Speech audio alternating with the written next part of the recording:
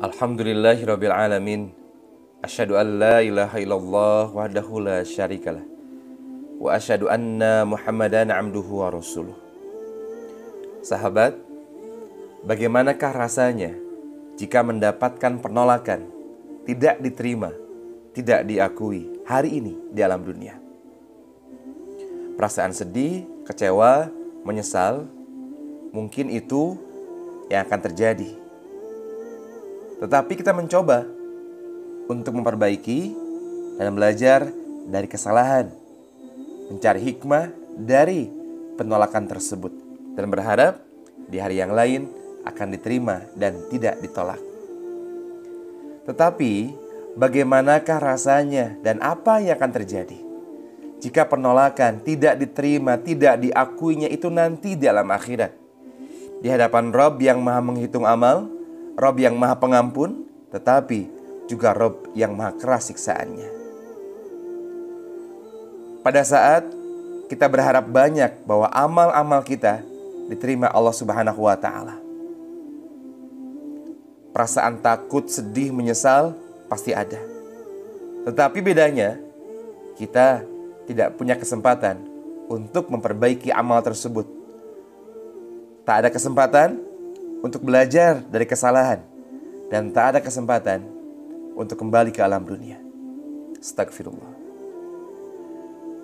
Karena itu, diterimanya amal soleh merupakan fokus perhatian seorang hamba yang soleh.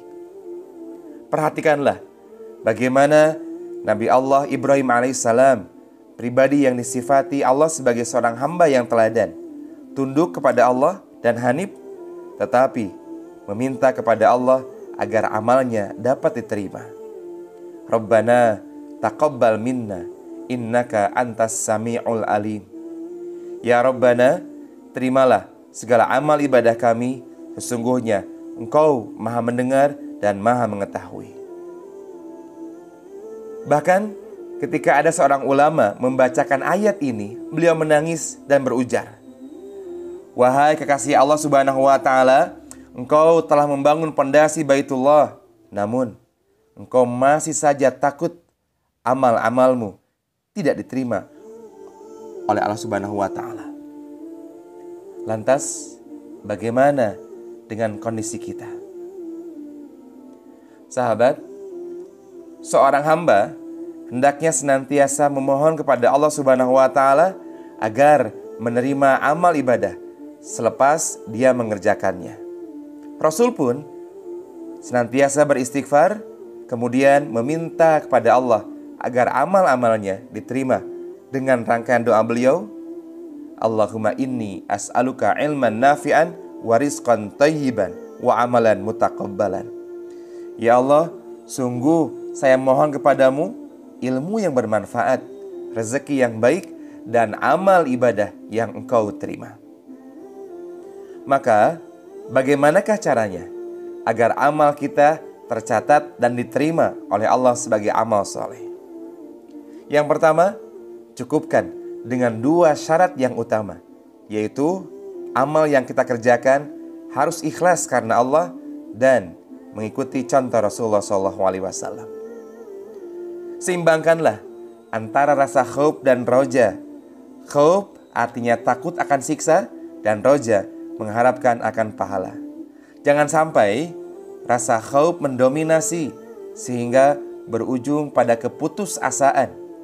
Tidak pula didominasi oleh roja, karena akan mengantarkan pada sikap gurur, tertipu akan amal ibadah yang telah dilakukan, sehingga merasa yakin amal ibadahnya diterima oleh Allah Subhanahu wa Ta'ala dan merasa aman dari makar Allah terhadap dirinya.